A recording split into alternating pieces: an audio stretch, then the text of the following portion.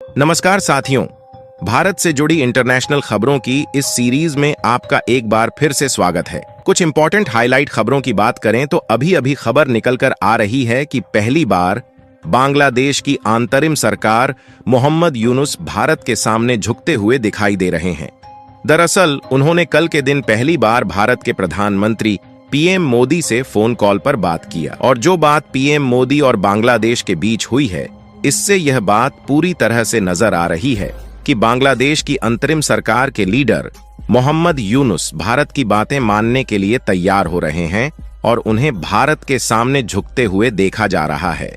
वैसे तो मोहम्मद यूनुस इस रास्ते पर आते हुए इसलिए दिखाई दे रहे हैं क्योंकि न सिर्फ उन पर भारत का दबाव पड़ रहा है, बल्कि यूनाइटेड नेशन ने भी अपने पहले कदम को बांग्लादेश के खिलाफ उठा लिया है, जिसमें यूनाइटेड नेशन के द्वारा हिंदुओं और अल्पसंख्यकों पर हो रहे अत्याचारों की जांच के लिए उनकी एक टीम बांग्लादेश में जल्द ही आ रही है और बांग्लादेश की नई अंतरिम सरकार पर कोई अपराध का कलंक न लग पाए, इसलिए उन्होंने भारत के पीएम मोदी से पहली बार फोन कॉल पर बात की है। वहीं दूसरी तरफ आज भारत के द्वारा वॉइस ऑफ ग्लोबल साउथ शिखर सम्मेलन की तीसरी मेजबानी की गई, जिसमें भारत के अलावा Bhutan, Nepal, Fiji, Marshall Island और श्रीलंका के साथ साथ बांग्लादेश जैसे अन्य कंट्रीज ने पार्टिसिपेट किया, जिससे न सिर्फ इन देशों के साथ भारत का कंट्रोल बराबर बना रहेगा, बल्कि साथ ही इन देशों के साथ भारत का ट्रेड रिलेशंस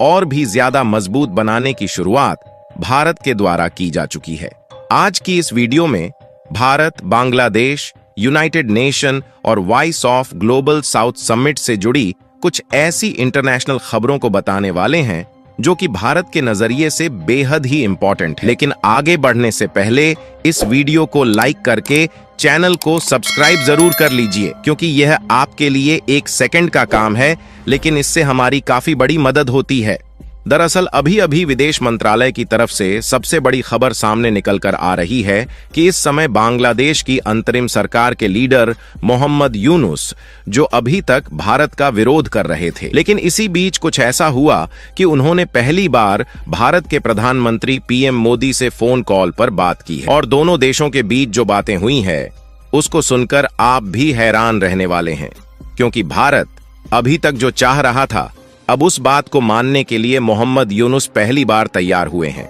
लेकिन हम इन बातों को बताएं उससे पहले आपके लिए कुछ बातें जानना जरूरी है। सबसे पहले तो आपको यह बात क्लियर कर दें कि जो बांग्लादेश की नई अंतरिम सरकार के लीडर हैं, उनमें भारत का विरोध साफ साफ नजर आ रहा है और जब से शेख हसीना जी भारत में शरण लिए हुए हैं,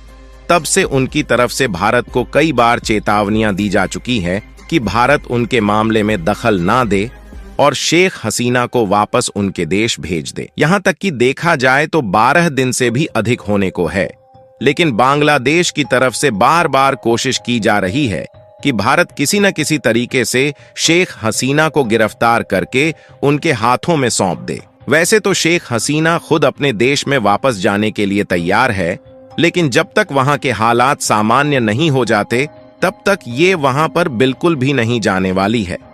क्योंकि उनके बेटे ने भी कह दिया है यदि वह बांग्लादेश में लौटती हैं तो वहां के प्रदर्शनकारी शेख हसीना का पसीना निकालने की कोई भी कसर नहीं छोड़ने वाले हैं, जिसका अंदाजा आप इस खबर को देखकर लगा सकते हैं, जिसमें बताया जा रहा है कि बांग्लादेश में जो प्रोटेस्टर है उनके द्वारा शेख हसीना के सपोर्टर और वहां के पत्रकारों पर अटैक किया जा रहा है,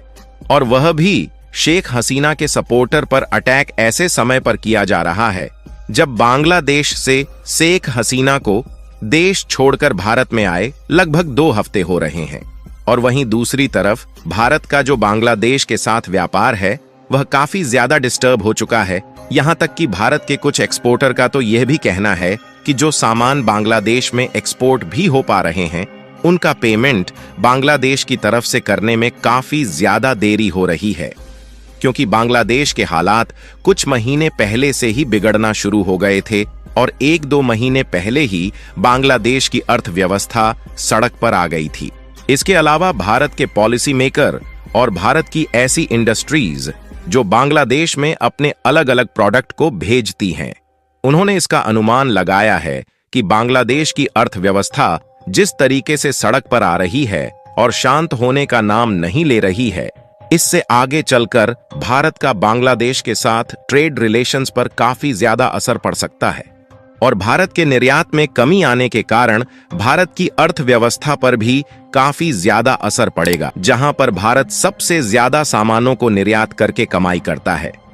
जहां हर साल भारत $12 बिलियन के सामानों को बांग्लादेश में एक्सपोर्ट करता है, जिसमें खाने पीने की वस्तुओं से लेकर कपड़े और अन्य मशीनरी इक्विपमेंट शामिल है। अगली सबसे बड़ी अपडेट की बात करें तो हाल ही में भारत और यूनाइटेड नेशन की तरफ से बांग्लादेश पर थोड़े बहुत दबाव पड़ने लगे, तो अब बांग्लादेश को भारत के सामने झुकते हुए देखा जा रहा है। दरअसल इसकी जानकारी पीएम मोदी ने अपने एक्स अकाउंट पर पोस्ट के माध्यम से बताया है कि हाल ही में बांग्लादेश की अंतरिम सरकार के लीडर मोहम्मद यूनुस की तरफ से नरेंद्र मोदी को टेलीफोन कॉल रिसीव हुआ, जिसमें भारत और बांग्लादेश ने अपने विचारों को एक दूसरे के साथ एक्सचेंज किया। और इसी बीच मोहम्मद यूनुस भारत के पीएम मोदी से कुछ ऐसी बातें कह गए जिससे चीन और पाकिस्तान, जो बांग्लादेश को भड़काने की कोशिश कर रहे थे, उनकी धड़कनें बढ़ना शुरू हो गई हैं। दरअसल भले ही मोहम्मद यूनुस को शुरुआत में भारत विरोधी माना जा रहा था, लेकिन इन्होंने भारत के द्वारा किए गए समर्थन का धन्यवाद देते हुए कहा कि भारत ने हमेशा ही लोकतांत्रिक स्थिरता और शांतिपूर्ण के साथ साथ बांग्लादेश की प्रगतिशील के लिए हमेशा आगे रहा है। यानी कि बांग्लादेश की नई अंतरिम सरकार ने भारत को यह बताने की कोशिश की कि अभी भी हम भारत के साथ हैं और हम भारत के साथ अपने व्यापारिक रिश्ते और साथ ही स्ट्रैटेजिक रिलेशन को कमजोर नहीं करना चाहते। सिर्फ इतना ही नहीं, बल्कि भारत, जो अभी तक बांग्लादेश को बात समझाने की कोशिश कर रहा था, बांग्लादेश अब उस बात को मानने के लिए तैयार है। इसकी जानकारी पीएम मोदी ने एक्स पर पोस्ट के माध्यम से खुद दिया है, जिसमें बताया गया है कि मोहम्मद यूनुस ने बांग्लादेश में हिंदुओं और सभी अल्पसंख्यकों की सुरक्षा के लिए कई बड़े कदम उठाने का वादा किया है।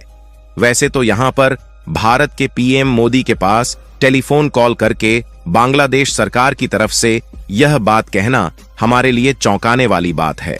लेकिन शायद उनको इसका अंदाजा लग गया है कि अगर भारत ने बांग्लादेश की तरफ से अपना हाथ खींच लिया तो वह कहीं का नहीं रह जाएंगे, क्योंकि एक तरफ तो यह लगभग पूरी तरह से भारत पर डिपेंडेंट है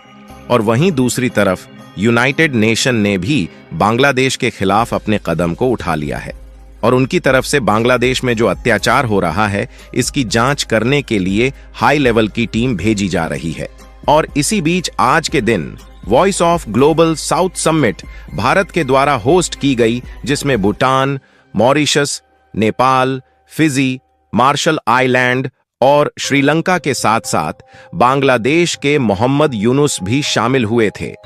जिसमें भारत ने इन देशों के साथ मिलकर आगे बढ़ने पर जोर दिया। बाकी आप लोगों को क्या लगता है कि बांग्लादेश की अंतरिम सरकार ने जो वादा किया है, उसके मुताबिक हिंदुओं पर होने वाले अत्याचार को बचाने के लिए कोई बड़ा कदम उठाने वाली है या नहीं? अपनी राय कमेंट में जरूर बताएं और इस वीडियो को एक लाइक करके अपने मित्रों तक शेयर जरूर करें ताकि उन्हें भी जानकारी मिल सके। इसी तरह और भी नॉलेजेबल वीडियो देखने के लिए चैनल को सब्सक्राइब करके बेल आइकन को ऑल पर जरूर सेलेक्ट करें।